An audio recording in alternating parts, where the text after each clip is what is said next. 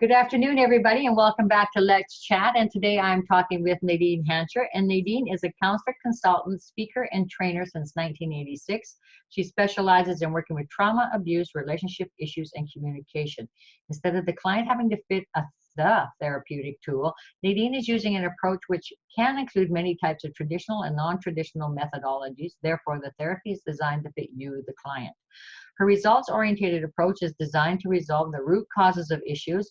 This allows the person, couple, family, or organization to go forward with a better quality of life. Her certifications and methodologies include Certified Counselor in Private Practice, Certified Master Trainer in the NLP, Certified Master Practitioner in Consulting Applications of NLP, Certified Master Timeline Therapy Practitioner, Certified Hypnotherapist, Certified Hypnotherapy Trainer, American Institute of Hypnotherapy, and Certified Iridologist and Nutritionalist. Welcome, my dear.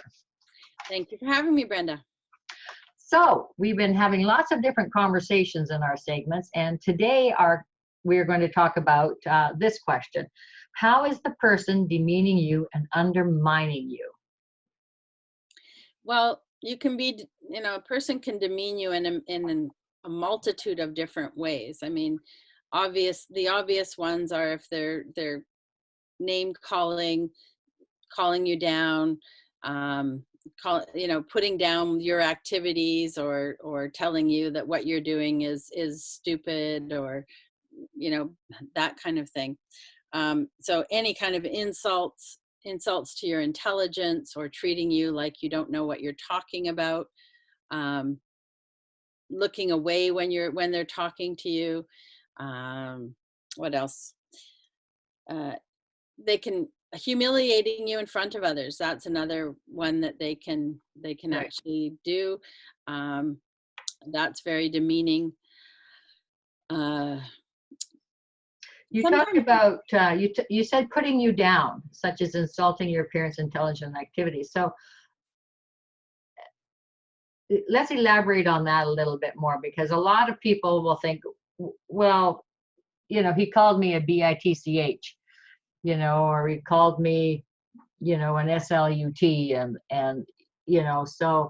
and he was just mad and he didn't mean it and he apologized for it later. We get a lot of that. Seems to happen an awful lot. So, I guess one of the things that I would talk about is the frequency. Okay, because anybody can get mad and swear. Anybody can get mad and say something once, maybe even twice. But if it's happening on a regular basis, even if they're apologizing later, even if they're saying that they're sorry later, that's a systematic form of demeaning a person. If they undermine what you're saying on a continual basis, asking you your opinion, and then when you give your opinion, basically doing the opposite, or right. using it as a way of making you feel like you're not worthy, you're not good enough, That you're stupid. that you're not intelligent, or I mean, it can be other things too. I can give you one example of a person who got dressed up to go to an event, and it was a fairly, a gala type event, and the person comes, out of the bedroom where they were dressing, and the person says to them, "You're not going to wear that, are you?" Sort of, and that kind of thing. So, or you get your hair cut, and it's kind of like, well, I don't like it. You look stupid. That kind of thing. Yeah. Making you feel that you don't look good enough, or you're not dressed well enough, or they're telling you to wear what to wear. That's another one. That anything like that is again a very demeaning way of being. It's interesting, when as you're talking, my brain is running through all of these different scenarios and people that I see, and it's it's mind-boggling how much it can happen. And the dehumanizing you is probably the one that nobody really thinks about as a form of demeaning you or undermining you. But that one is really kind of makes my skin crawl, because they won't look at you. They'll look at something else like you don't even exist. You know, it's so let's talk about that. Well, I mean, a few ways that they do that. I mean, definitely looking away and not talking to you directly, or if you're talking to them, looking away as if they're not paying attention to you, as if you don't matter. Or talking, you know, you might be talking and then they'll talk and they'll be talking about something totally differently, as if they never even heard you. You know, as if what you just said didn't matter, and you know, wasn't worth their energy to talk to you about it. That kind of thing, you know.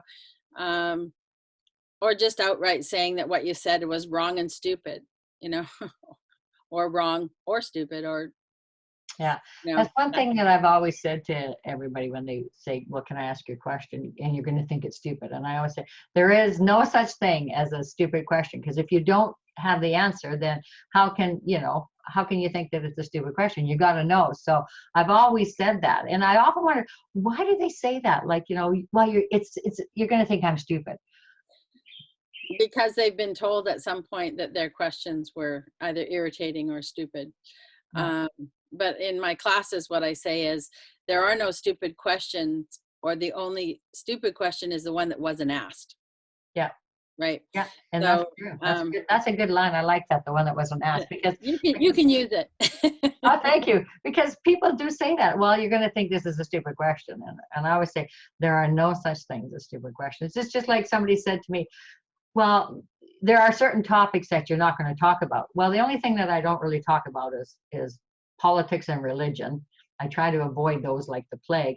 But anything else that happens to us, whether it's, you know, abortion or incest, you know, those are the two big ones that people just kind of run away and hide from it. And they don't want to talk about that. Any topic that is regarding or pertaining to us as human beings need to be talked about. Does need to be talked about. Things need to be brought out into the open, for Yeah. sure. Yeah. I think one of the worst forms of demeaning is when the person is flipping and always blaming the person for their bad behavior. So constantly, you know, they're very good at flipping it, and it's always your fault. It's always, you know, you're the one to blame. You're the one that should be sorry. You're the one that you know, so they get very good at flipping, you know, the blame onto the person who often is just trying to have a conversation about something that's important to them, or is, you know, something about the relationship, or but anytime it's something that angers the other person, or they don't want to talk about it or whatever, and of course they flip that and they say it's the other person's fault. It's the other person, you know, they're to blame for them being upset. They're to blame for them being angry. They're to blame for you know, talking about something that they don't want to talk about, you know. So it's, I mean, that one is so prevalent in so many relationships, Yeah. and it is so demeaning to the person. And, you know, if that person doesn't have anybody to sort of go, well, you know, you have a right to voice your opinion. You have a right to ask questions. And just because they don't want to talk about it, they're blaming you, you know, or they're getting angry and upset and blaming you.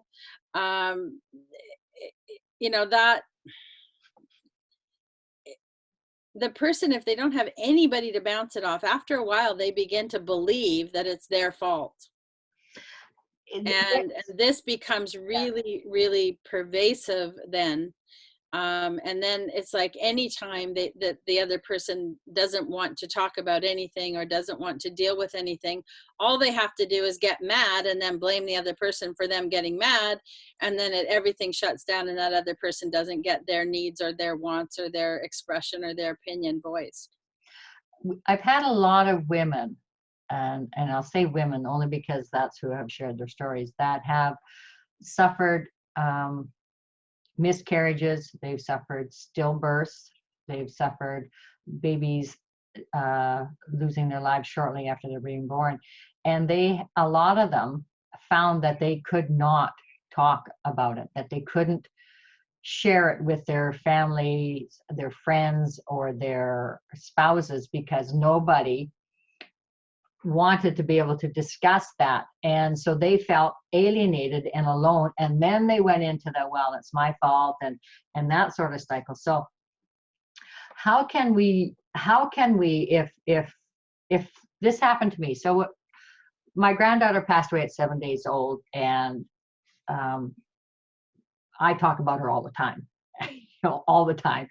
She's the reason why Sacred Hearts was started. But if I was unable to talk about her to my spouse or my family, would that be a form of undermining me or demeaning me if I was told, just don't talk about it?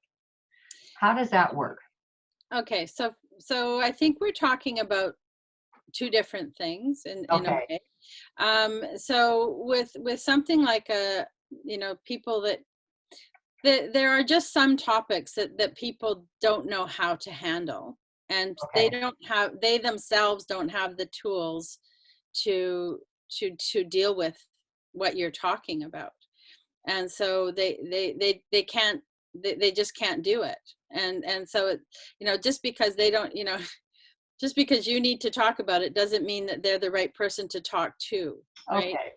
And so I think that, if somebody that has that, I really encourage them to get professional help if they can, because that can really be something that, I have people that are still, for years later, they're needing to deal with that, that issue. And so, if your partner's willing, if it's your partner, for you both to come in and to be able to talk about it with someone that has compassion and someone that understands that this is a traumatic event. Because there's a lot of misinformation out there, and there's a lot of, avoidance, I guess would be, avoidance of topics that are uncomfortable, and people don't know how to deal with the uncomfortable topics. And it isn't that they don't necessarily want to, they just don't know how to. And so we're not taught, a lot of us are not taught, at least in families, how to talk about difficult things. And so, one of the things you can get from professional help is to really how to talk about things that are difficult to talk about in a way that's, healthy, compassionate, loving, kind, respectful, authentic, assertive, whatever is needed. And you can learn those skills. And it helps you to be a better communicator. It can help your relationship actually become even closer and more, have that intimacy to be able to talk about difficult things. And so to me, that's a different thing. It's not that people are trying to demean you. I think that they're just not capable of dealing with whatever it is you're talking about. And so they're just the wrong people to talk to. I think that, even though we like to think that our families can handle anything, the truth of the matter is that they don't have the skill sets quite often to do that. No. And I find that, like, I know quite a few people who have lost children when they were little and things like that. And, some their marriage survived it, and some their marriage did not. And I think that is where that communication comes in, being able to talk about it. And I'm very fortunate that I do talk about Jaden a lot. And I think in the beginning it was uncomfortable for some. And I just thought, no, she needs to be remembered, and she needs to be talked about. And I told him, I said, you know, I didn't get to spend my whole life with Jaden, but Jaden got to spend her whole life with me. Mm-hmm. You know, and when you start looking at things a little bit differently, then people can help create that shift. And so, yeah, I know we went off topic there a little bit, but That's okay. That's you what never happens. know. Yeah. That's what happens when you get together. Well, you never know where the conversation is going to go. So that's always a good thing. Well, thank you, my dear, for this. And I've enjoyed our conversations. So anybody, if you have any questions that you would like Nadine to answer, please put it in the comments questions and we will get to them in one of the segments that are coming up. And please remember, oh, this is my cat. Please remember that this is a knowledge-based only. It does not replace your therapy or counseling that you may be doing. And if you are seeking some counseling, please do so. There's all kinds of stuff out there, and go see your doctor. Your doctor is probably your best resource to get you started on the path of getting some help. Again, thank you very much, Nadine. It was great chatting with you, and we will talk again soon. Thank you, Brenda.